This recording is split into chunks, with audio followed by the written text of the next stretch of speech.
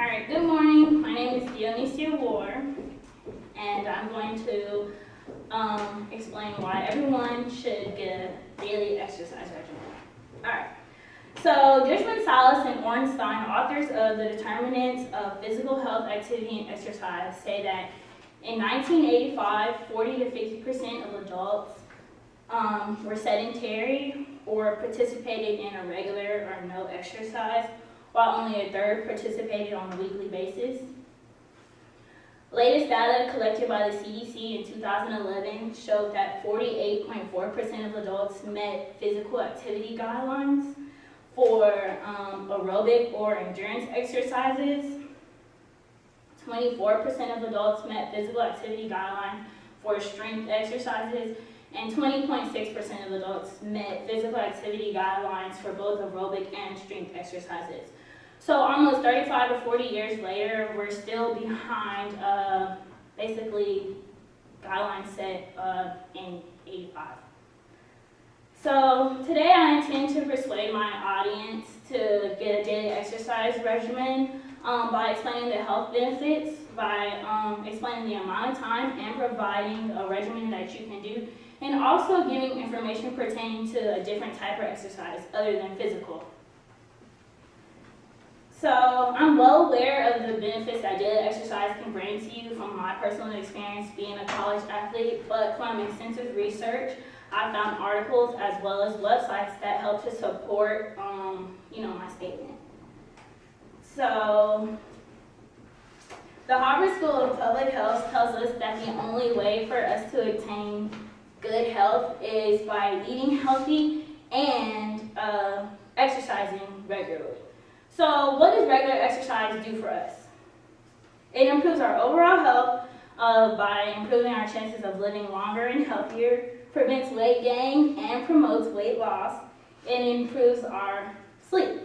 So your chances of living longer and healthier is improved from physical activity by reducing the risk of some diseases such as cardiovascular disease and metabolic syndrome, as well as some cancers such as breast cancer and colon cancer. The CDC explains that regular activity reduces your blood pressure, and in relation to cardiovascular disease, this is beneficial because if your blood pressure is not as high, your heart's not working as hard to pump blood. And same for metabolic syndrome. A symptom of metabolic syndrome is high blood pressure. So, there's a symptom, obviously that's beneficial. So, do y'all enjoy being able to do everyday things on your own? Alright, well, if so, physical activity helps improve this by strengthening your bones and muscles. Over time, you should see an increase in what you should be able to carry and what you're able to do.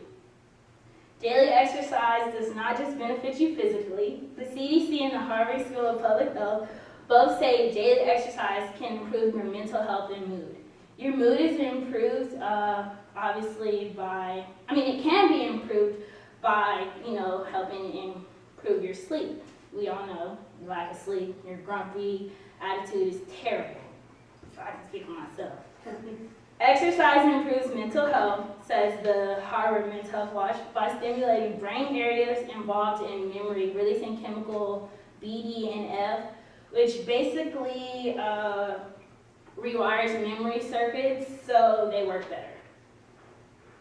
Exercise can additionally affect the brain by affecting the nervous system. Gene Lawrence writes in an article on WebMD that exercise affects the nervous system by setting off pleasure chemicals that makes us feel happy and calm.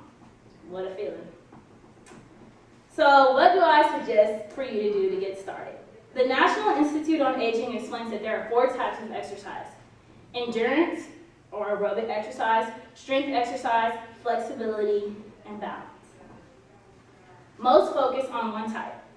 To give you more benefits and reduce the risk of injury, I came up with a plan that involves each type. Heather Hatfield from WebMD and the Harvard School of Public Health both say 2.5 hours a week or 30 minutes a day is a good starting point because you can gauge what your body is capable of doing and, just what you're capable of doing. The exercise regimen I created will be about 30 minutes long. This does not include the flexibility type because this is considered stretching and should be done before you start any type of vigorous workout to prevent pulling muscles. You should stretch for about 5 to 10 minutes. After stretching or doing endurance or aerobic exercise, after stretching, do an endurance or aerobic exercise to get the blood going. Endurance or aerobic exercise include jogging in place, running, or jumping jacks. Once the blood is pumping, you're ready for strength exercises. Examples of this are weightlifting, sit-ups, or push-ups. And lastly, finish up with balance exercises to help slow your heart and calm you.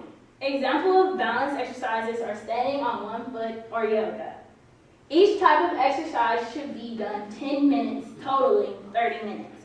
If you feel that you can go beyond this time, please be my guest because longer, more extensive exercise brings you more benefits. When thinking exercise, we often think physical, but Luminosity.com has been promoting this idea of cognitive exercise. Cognitive training is believed to improve memory and attention. Luminosity trains using cognitive games, improving your health while having fun.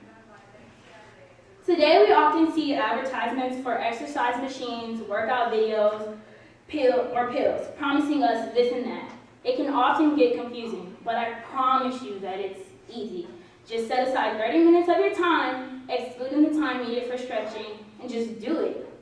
If you're a beginner, I've provided an exercise regimen for you to start with, and for us that are active exercise people or somewhat active, you can supplement exercises that I provided for ones that you already know. But I strongly encourage you to do each of the four types of exercises, so you're not just focusing on one, you're actually improving your overall body health. Additionally, when you have a couple of minutes, try and do some cognitive exercises. Not only are they improving your brain's cognitive functions, but the exercises are often fun. So, not to sound like an infomercial or anything like that, but what are you waiting on? Just get up and do it. Thank you.